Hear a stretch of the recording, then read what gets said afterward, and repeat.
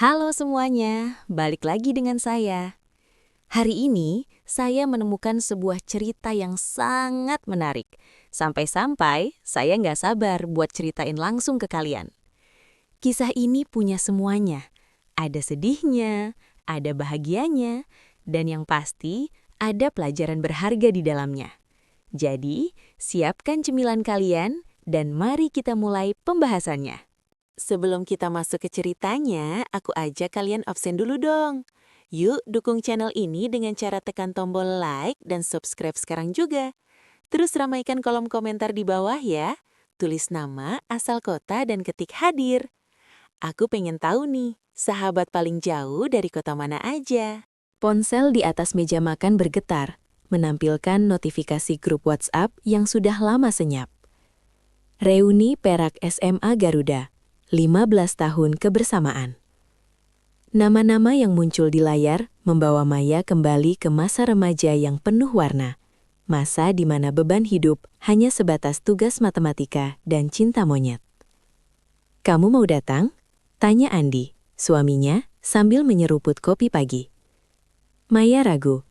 Entahlah, jauh sekali. Acaranya di resor pegunungan akhir pekan ini, menginap 2 malam. Andi terdiam sejenak. Ada gurat kecemasan di matanya yang tidak bisa ia sembunyikan.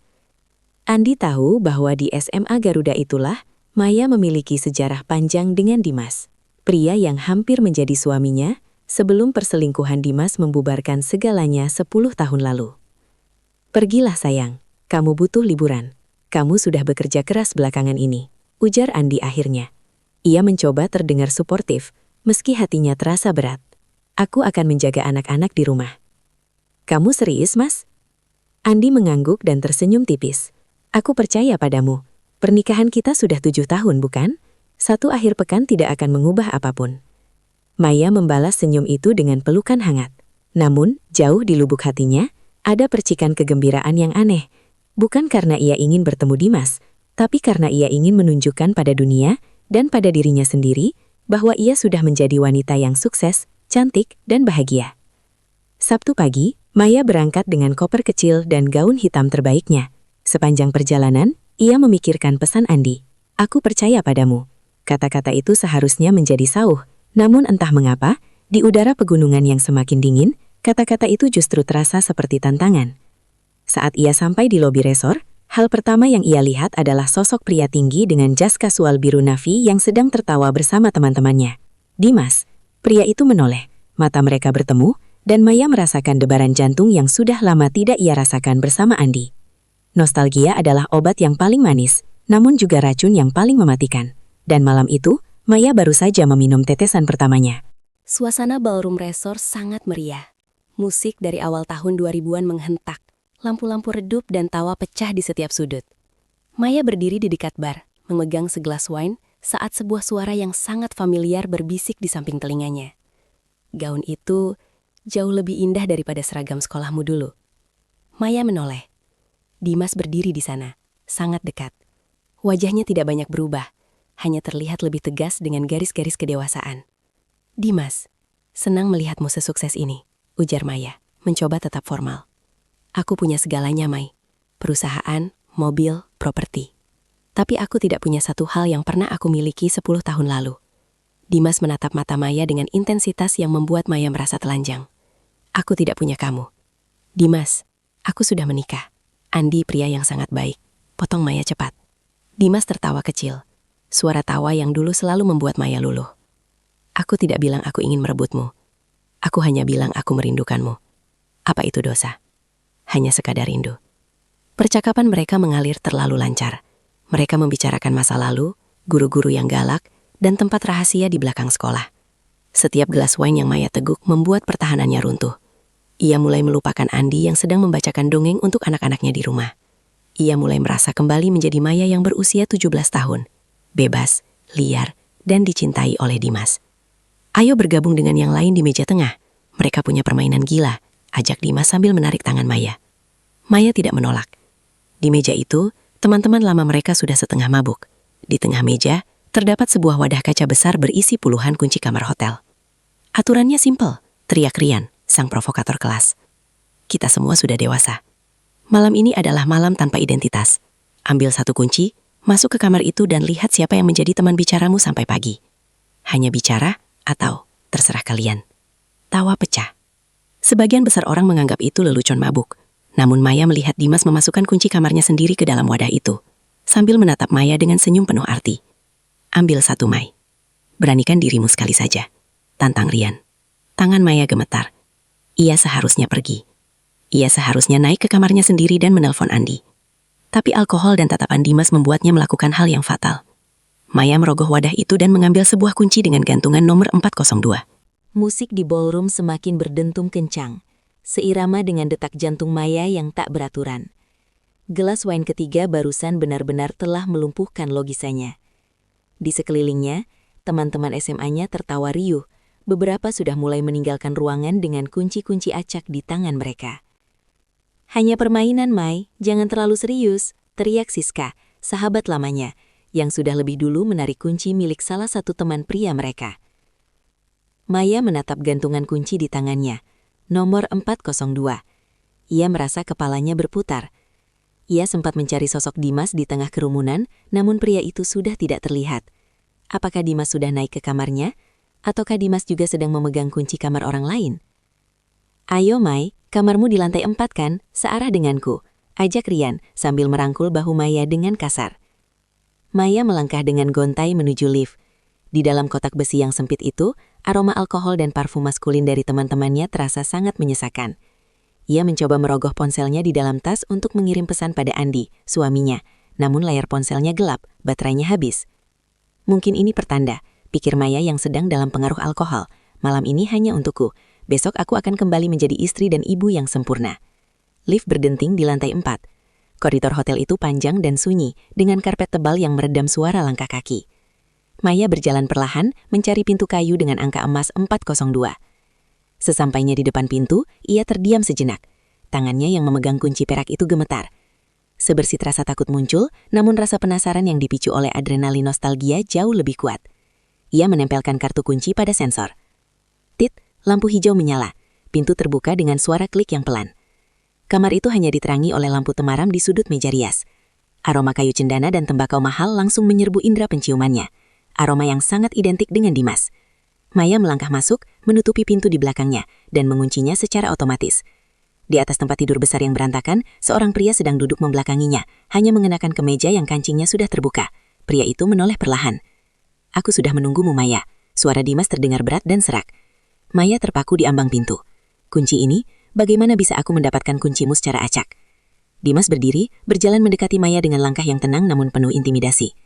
Ia mengambil kunci 402 dari tangan Maya dan meletakkannya di atas meja. Di dunia ini tidak ada yang benar-benar acak, Mai, terutama jika menyangkut kita. Maya ingin berbalik, ingin lari, namun alkohol di darahnya membuatnya merasa kaki-kakinya seperti jeli. Saat Dimas menyentuh bahunya, Maya tidak menolak. Sentuhan itu terasa seperti sengatan listrik dari masa lalu yang ia rindukan sekaligus ia takuti. Hanya satu malam, Mai, seolah 10 tahun terakhir ini tidak pernah terjadi, bisik Dimas di telinganya. Malam itu, di kamar 402, Maya membiarkan dinding pertahanannya runtuh sepenuhnya. Ia membiarkan nostalgia menghapus wajah Andi dari ingatannya, tanpa menyadari bahwa di sudut ruangan, sebuah lampu kecil berwarna merah dari perangkat yang tersembunyi sedang merekam setiap detik kehancurannya. Maya berdiri di depan pintu kayu bernomor 402. Tangannya yang memegang kartu kunci terasa dingin, kontras dengan wajahnya yang memanas akibat alkohol. Di kepalanya, suara Andi dan suara Dimas beradu, seperti bising statis di radio. Aku percaya padamu, Mai, bisik suara Andi. Ambil tantangannya, Mai, sahut tawa Dimas. Ia menempelkan kartu itu. Sensor berkedip hijau. Maya mendorong pintu perlahan. Kamar itu gelap, hanya menyisakan keremangan dari lampu jalan yang menembus gorden yang belum tertutup rapat. Ia melangkah masuk, dan pintu tertutup secara otomatis di belakangnya. Sebuah bunyi klik yang mengunci dunianya yang lama di luar. Maya melemparkan tasnya ke atas sofa. Ia merasa sangat haus dan pening. Di meja kecil dekat jendela, terdapat sebotol air mineral yang sudah terbuka dan sebuah gelas. Maya meminumnya tanpa ragu, berharap air itu bisa menjernihkan kepalanya. Namun air itu terasa sedikit pahit. Siapa di sana? Suara Maya terdengar lirih, hampir seperti bisikan. Dari balik bayang-bayang di sudut ruangan, sesosok pria berdiri. Maya menyipitkan mata, mencoba memfokuskan pandangannya yang mulai kabur. Pria itu bukan mengenakan kaos santai seperti teman-teman reuni lainnya. Ia mengenakan kemeja putih yang disetrika sempurna. Kancing atasnya terbuka, memperlihatkan aura dominasi yang selama ini Maya kenal sebagai ciri khas Dimas. "Kamu terlambat 5 menit, Maya," ujar Dimas. Ia melangkah maju, dan cahaya lampu temaram menyinari wajahnya. Tidak ada senyum ramah di sana, hanya tatapan predator yang telah memenangkan buruannya. "Dimas, bagaimana aku bisa ada di sini? Aku mengambil kunci ini secara acak." Maya mencoba mundur, tapi punggungnya membentur pintu yang terkunci. "Secara acak?" Dimas terkekeh. "Maya, aku yang menyiapkan wadah kaca itu. Aku yang memastikan kunci 402 berada di posisi yang paling mudah dijangkau oleh jemarimu yang ragu-ragu. Aku mengenalmu lebih baik daripada suamimu. Ingat?" Kepala Maya mulai terasa sangat berat. Pandangannya berbayang. Ia menyadari bahwa rasa pahit di air tadi bukan hanya sekedar imajinasinya. Kamu memasukkan sesuatu ke air itu?" "Hanya sesuatu untuk membantumu melupakan rasa bersalahmu, Mai. Kamu terlalu banyak berpikir. Kamu terlalu patuh pada janji pernikahan yang membosankan itu. Malam ini, aku ingin Mayaku yang dulu kembali." Maya mencoba meraih gagang pintu, tapi tenaganya seolah menguap. Ia merosot di depan pintu. Dimas berlutut di depannya, angkat dagu Maya dengan jari-jarinya yang dingin. "Pintu ini sudah terkunci, Maya, dan kunci untuk membukanya kembali hanya ada padaku. Jangan lawan nostalgianya, nikmati saja kehancurannya." Kesadaran Maya mulai meredup. Hal terakhir yang ia ingat adalah aroma parfum Dimas yang menyelimutinya, sementara bayangan Andi perlahan-lahan menghilang di telan kegelapan kamar 402. Ia mengira ia telah memilih pintu yang salah, padahal sebenarnya ia telah berjalan masuk ke dalam perangkap yang tidak memiliki pintu keluar. Cahaya matahari pagi yang pucat menyelinap masuk melalui celah gorden kamar 402, jatuh tepat di kelopak mata Maya. Ia mengerang pelan, merasakan denyut di pelipisnya akibat sisa-sisa alkohol semalam. Namun, saat indera prabanya merasakan spray satin yang dingin dan asing, jantungnya mendadak berdegup kencang. Maya membuka mata. Ruangan itu asing. Dan di sampingnya, Dimas masih terlelap dengan napas yang teratur. Ingatan tentang malam tadi menghantamnya seperti palu godam. Permainan kunci, alkohol, bisikan Dimas, dan pengkhianatan yang ia lakukan terhadap Andi. Maya terduduk dengan rasa mual yang luar biasa. Ia melihat pakaiannya berserakan di lantai, bercampur dengan jas biru navy milik Dimas. "Ya Tuhan, apa yang sudah kulakukan?" bisiknya. Suaranya parau karena tangis yang tertahan. Ia segera bangkit, mengumpulkan pakaiannya dengan tangan gemetar. Ia tidak berani menoleh ke arah Dimas. Ia merasa kotor. Setiap jengkal kulitnya seolah meneriakkan nama Andi, suaminya yang sedang menunggunya di rumah dengan kepercayaan penuh. Maya segera berpakaian seadanya. Saat ia meraih tasnya di atas meja, ia melihat sesuatu yang membuatnya terpaku. Di samping gelas wine yang sudah kosong, terdapat sebuah kartu kecil. Bukan kartu hotel, melainkan secari kertas bertuliskan tangan. "Nostalgia selalu punya harga, Mai. Terima kasih untuk malam yang mahal ini." Maya tidak mengerti maksud pesan itu, tapi firasat buruk mulai merambat di punggungnya. Ia segera keluar dari kamar 402, berlari menyusuri koridor yang sunyi. Ia masuk ke kamarnya sendiri, mandi dengan air panas hingga kulitnya memerah, mencoba membasuh aroma parfum Dimas yang seolah telah menyerap ke dalam pori-porinya. Ia menyalakan ponselnya yang sudah diisi daya. Seketika, puluhan notifikasi masuk. "Andi, 2215. Anak-anak sudah tidur. Mereka tanya kapan bunda pulang. I miss you, Mai. Have fun ya. Andi, 0030. Ponselmu mati. Mungkin baterainya habis. Tidur yang nyenyak ya sayang. Andi, 0600. Selamat pagi Ratu. Jangan lupa sarapan sebelum pulang. Hati-hati di jalan." Membaca pesan-pesan itu membuat Maya jatuh terduduk di lantai kamar mandi. Cinta Andi yang tulus kini terasa seperti belati yang menusuk ulu hatinya. Ia baru saja menghancurkan 7 tahun pernikahan demi satu malam yang bahkan tidak ia ingat sepenuhnya detailnya. Saat ia sedang berkemas dengan terburu-buru, sebuah pesan masuk dari nomor yang tidak dikenal, hanya berupa sebuah tautan video pribadi. Maya membukanya dengan tangan dingin. Layar ponselnya menampilkan rekaman hitam putih dari sudut atas kamar 402. Di sana, terlihat dirinya yang sedang dipeluk oleh Dimas. Sudut pengambilan gambarnya sangat jelas. "Jangan terburu-buru pulang, Maya. Permainan baru saja dimulai." Bunyi pesan di bawah video itu. Maya menjatuhkan ponselnya ke atas karpet. Ia baru menyadari bahwa tukar kunci itu bukan sekedar permainan iseng teman-teman lamanya. Itu adalah jebakan yang dirancang dengan sangat rapi untuk menjeratnya dalam kehancuran yang tak berujung. Perjalanan pulang dari resort pegunungan itu terasa seperti perjalanan menuju tiang gantungan. Maya mencengkram kemudi dengan kaku. Matanya lurus menatap aspal, namun pikirannya tertahan di kamar 402. Setiap kali ponselnya bergetar di atas kursi penumpang, jantungnya seolah berhenti berdetak. Ia sampai di depan rumah pukul 2 siang. Rumah minimalis mereka yang biasanya terasa hangat, kini tampak seperti monumen bagi kesetiaan yang baru saja ia hianati. Andi sedang menyiram tanaman di halaman depan saat mobil Maya masuk.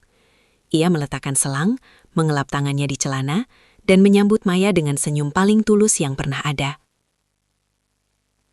"Selamat datang di rumah Ratu Reuni," ujar Andi sambil membuka pintu mobil untuknya. Maya mencoba tersenyum, namun otot wajahnya terasa kaku. Saat Andi merangkulnya dan mencium pipinya, Maya secara refleks sedikit menjauh.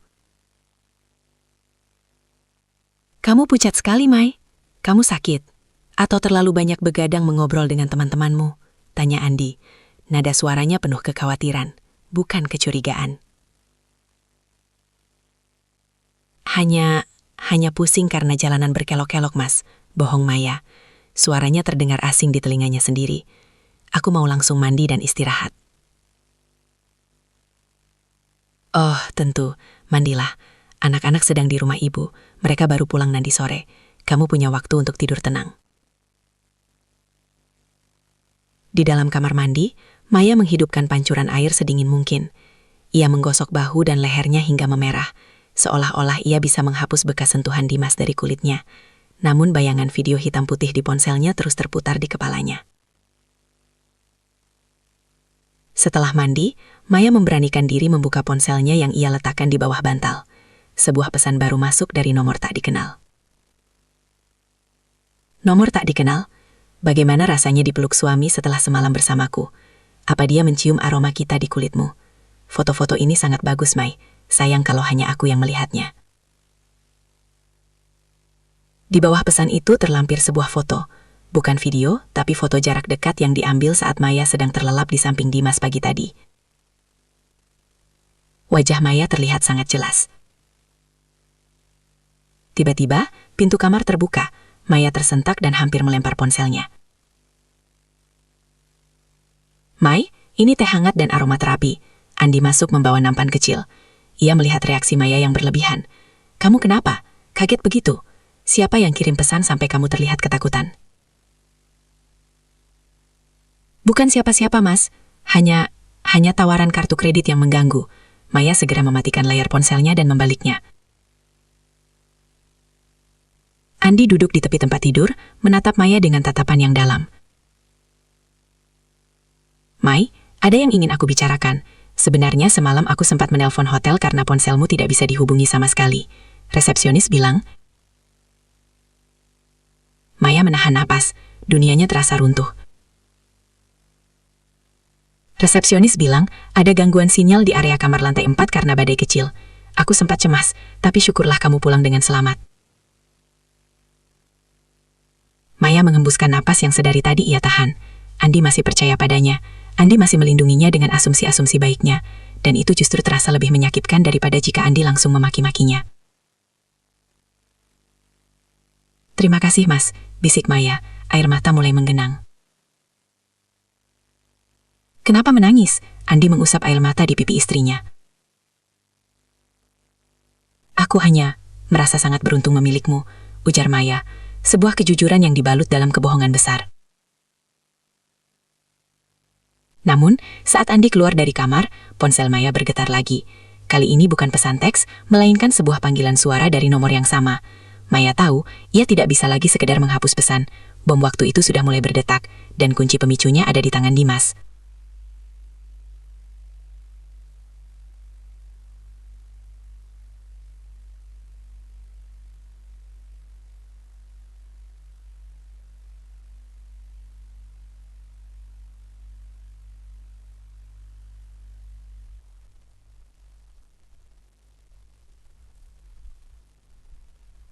Senin pagi seharusnya menjadi awal minggu yang normal. Namun, bagi Maya, setiap bunyi bel rumah atau ketukan pintu terasa seperti vonis mati. Dimas belum menghubungi lagi sejak panggilan suara yang tidak ia angkat kemarin, dan keheningan itu justru jauh lebih menyiksa. "Mas berangkat ya, Mai? Jangan lupa, sore ini ada paket datang, isinya mainan pesanan anak-anak," ujar Andi sambil mengenakan sepatu di teras. Maya mengangguk lemah. Ia mencoba memberikan senyum terbaiknya sampai mobil Andi menghilang di tikungan jalan. Begitu suasana sepi, ia segera memeriksa kotak surat di depan pagar. Kosong, hanya ada brosur tagihan listrik. Namun, saat ia berbalik untuk masuk ke dalam rumah, ia melihat sesuatu yang ganjil. Sebuah amplop coklat besar terselip di bawah keset pintu depan. Amplop itu tidak menggunakan perangko, tidak ada alamat pengirim, hanya tertulis nama Andi Prasetya. Darah Maya terasa berhenti mengalir. Ia menyambar amplop itu dan membawanya masuk dengan tangan gemetar. Di dapur, dengan napas memburu, ia merodek segelnya. Isinya bukan surat pemerasan, isinya adalah 10 lembar foto cetak dengan kualitas tinggi. Bukan foto mesum yang vulgar, namun jauh lebih provokatif. Foto Maya yang sedang tertawa sambil memegang lengan Dimas di bar hotel, foto Maya yang sedang menerima kartu kunci dari tangan Dimas, dan yang paling menghancurkan, foto bayangan 2 orang di balik jendela kaca kamar 402 yang diterangi lampu temaram. Di balik salah satu foto, tertulis pesan dengan tinta hitam yang tebal. Kenangan adalah milik kita, tapi rahasia adalah bebanmu. Haruskah Andi tahu betapa indahnya malam itu? Maya meremas foto itu hingga lecek. Air matanya jatuh mengenai kertas foto yang dingin. Ia segera berlari menuju kompor, menyalakan api, dan membakar satu persatu bukti pengkhianatannya itu di atas wastafel. Ia memperhatikan api melahap wajah Dimas, lalu wajahnya sendiri, hingga hanya menyisakan abu hitam yang ia siram dengan air. Aku harus menghentikan ini. Aku harus bicara dengan Dimas, bisik Maya pada dirinya sendiri. Ia mencari kontak Dimas melalui grup alumni dan mengirimkan pesan singkat. Berhenti mengganggu keluargaku, apa yang kamu inginkan? Jawaban datang hanya dalam hitungan detik, seolah Dimas memang sedang menunggu di depan layar. Dimas, aku tidak menginginkan uangmu, Mai. Aku hanya ingin kamu mengakui bahwa hidupmu dengan Andi adalah sebuah kesalahan. Datanglah ke kantorku sore ini, atau amplop berikutnya akan sampai langsung ke tangan Andi di kantornya. Maya menatap jam dingin, pukul 1 siang. Ia terjepit di antara dua pilihan yang sama-sama menghancurkan, menemui iblis dari masa lalunya atau membiarkan istana rumah tangganya runtuh sore ini juga. Ia tidak tahu bahwa saat ia sedang bersiap-siap pergi, Andi sebenarnya tidak sedang berada di kantor. Andi tertinggal dokumen penting dan sedang dalam perjalanan kembali ke rumah. Kantor Dimas terletak di lantai teratas sebuah gedung pencakar langit yang dingin dan didominasi kaca. Maya melangkah masuk dengan kaki yang terasa berat. Ia merasa seperti domba yang berjalan sukarela ke sarang serigala. Di dalam ruangan kerja yang luas, Dimas duduk di balik meja mahogoni besarnya. Ia menyesap whisky, menatap pemandangan kota seolah-olah ia adalah penguasa segalanya.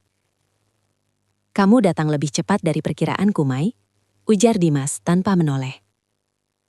Hentikan semua ini, Dimas. Suara Maya melengking, pecah oleh keputusasaan. Apa maumu? Jika ini tentang dendam karena aku meninggalkanmu 10 tahun lalu, aku minta maaf. Tapi tolong, jangan hancurkan keluargaku. Dimas berdiri, berjalan perlahan mendekati Maya. Ia meletakkan gelasnya dan menatap Maya dengan tatapan yang sulit diartikan, campuran antara pemujaan dan kebencian. Keluarga?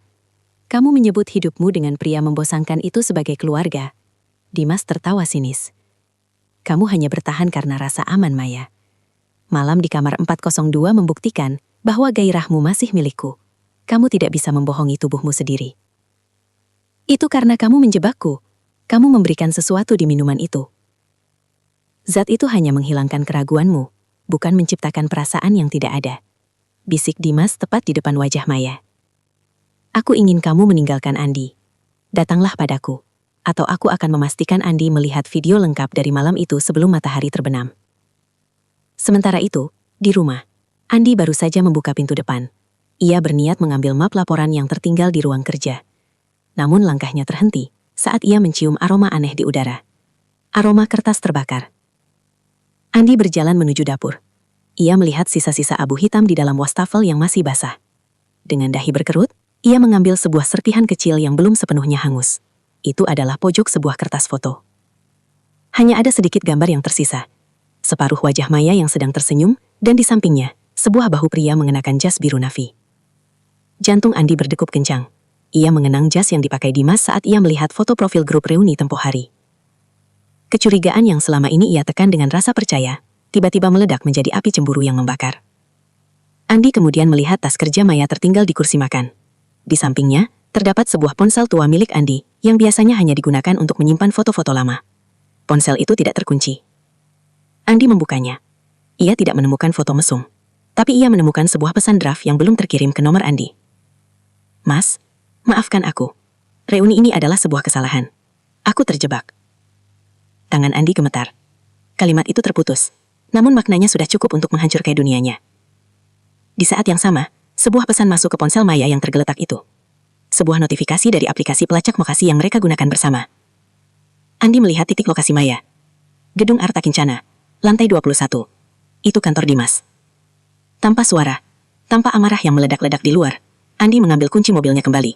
Wajahnya kini sedingin is. Kepercayaan yang ia bangun selama 7 tahun telah runtuh menjadi puing-puing dalam hitungan detik. Ia tidak lagi ingin menelpon atau bertanya. Ia ingin menyaksikan pengkhianatan itu dengan matanya sendiri. Maya menatap Dimas dengan tatapan tidak percaya. Meninggalkan Andi? Kamu gila, Dimas. Aku tidak mencintaimu. Apa yang terjadi di hotel itu adalah sebuah kecelakaan. Sebuah kejahatan yang kamu rencanakan. Dimas tertawa. Namun kali ini suaranya terdengar lebih teknis, lebih dingin. Ia kembali ke mejanya dan memutar layar monitor komputer besarnya ke arah Maya. Cinta? Oh, Maya sayang, kamu selalu terlalu romantis. Dimas menyesap whiskinya lagi. Coba lihat ini. Ini bukan soal cinta. Ini soal akuisisi. Di layar monitor, Maya melihat dokumen-dokumen internal milik perusahaan konstruksi tempat Andi bekerja sebagai manajer senior.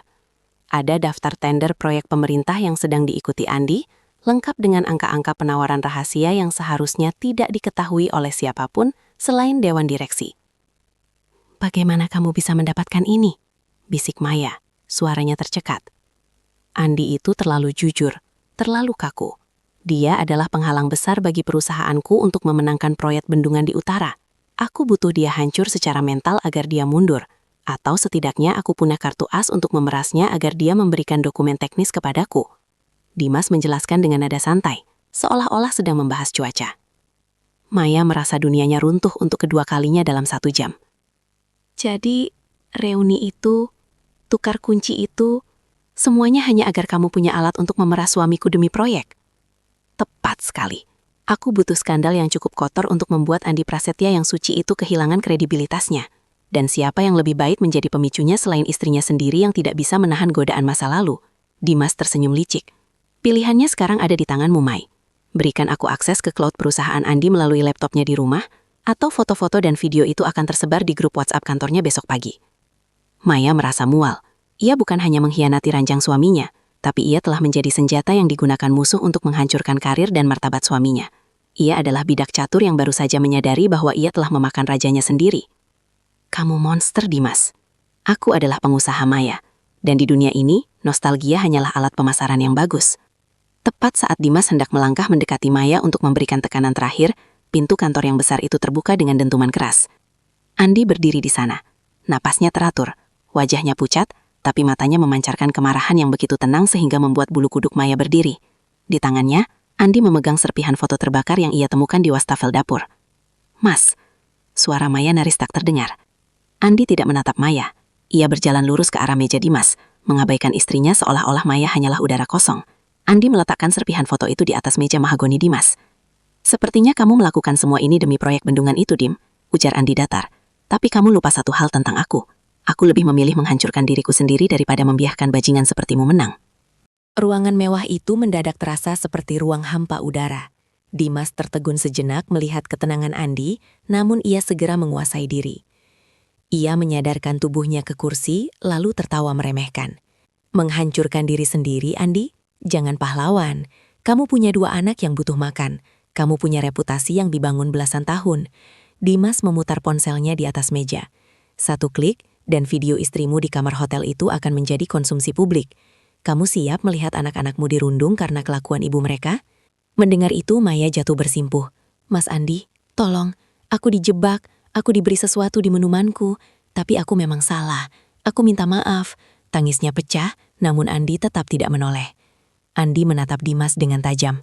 Aku sudah mengirimkan email pengunduran diri dan laporan internal tentang upaya pemerasan ini ke Dewan Direksi 10 menit yang lalu, tepat saat aku berada di lift gedung ini.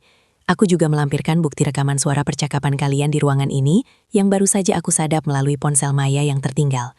Wajah Dimas berubah pucat pasi. Ia segera memeriksa komputernya. Aku mungkin kehilangan pekerjaan, Dimas. Tapi kamu? kamu akan menghadapi tuntutan pidana atas pemerasan, peretasan data perusahaan, dan pelecehan dengan obat-obatan. Andi melangkah mundur. Nikmati sisa kejayaanmu hari ini, karena besok pengacaraku akan memastikan kamu kehilangan segalanya. Andi kemudian berbalik, menatap Maya untuk pertama kalinya. Namun tidak ada kemarahan di matanya. Yang ada hanyalah sebuah kehampaan yang jauh lebih menyakitkan daripada caci maki. Ayo pulang Maya, urus barang-barangmu, ujar Andi dingin. Perjalanan pulang berlangsung dalam keheningan yang mematikan. Sesampainya di rumah, Maya mencoba memegang tangan Andi, namun Andi menariknya dengan lembut tapi tegas. Mas, tolong dengarkan aku. Aku sudah mendengar semuanya, Mai, potong Andi pelan. Aku tahu kamu dijebak soal obat itu, tapi aku juga tahu kamu mengambil kunci itu secara sadar. Kamu datang ke reuni itu dengan harapan mencari sesuatu yang tidak bisa aku berikan padamu, dan itu adalah pilihanmu. Maya terisak di ruang tamu yang dulu penuh dengan tawa anak-anak mereka. Aku hilaf, Mas. Hanya 1 malam. 1 malam itu sudah cukup untuk membunuh kepercayaan yang aku bangun selama 7 tahun. Andi menatap dinding yang dipenuhi foto keluarga mereka. Aku bisa memaafkanmu sebagai sesama manusia, tapi aku tidak bisa lagi menjadi suamimu. Setiap kali aku melihatmu, aku akan teringat pintu kamar 402. Dan aku tidak ingin hidup dalam neraka ingatan itu. Malam itu juga, Andi mengemasi koper kecilnya. Ia memutuskan untuk tinggal di rumah orang tuanya sementara waktu dan membawa anak-anak bersamanya. Maya berdiri di ambang pintu, melihat mobil Andi perlahan menjauh dan menghilang di kegelapan malam. Ia berdiri sendirian di rumah besar yang kini terasa seperti gua kosong. Ia mendapatkan kembali kebebasannya, namun kehilangan segalanya yang berharga. 1 malam di reuni, 1 permainan tukar kunci yang dianggap lelucon, 1 momen nostalgia yang disalahgunakan. Semuanya berakhir dengan runtuhnya sebuah istana yang ia bangun dengan tetesan keringat dan cinta selama bertahun-tahun. Di atas meja makan, tertinggal sebuah kartu kunci hotel yang terbawa di sakunya. Sebuah pengingat bisu bahwa beberapa pintu, sekali dibuka, tidak akan pernah bisa ditutup kembali dengan cara yang sama. Oke, itu dia pembahasan kita hari ini. Gimana? Cukup bikin geleng-geleng kepala, kan? Saya harap kalian dapat sesuatu dari video ini, atau minimal bisa nemenin waktu luang kalian. Jangan lupa subscribe kalau kalian gak mau ketinggalan cerita-cerita menarik berikutnya yang bakal saya bahas. Makasih udah mampir di channel ini. Sampai jumpa lagi di video berikutnya.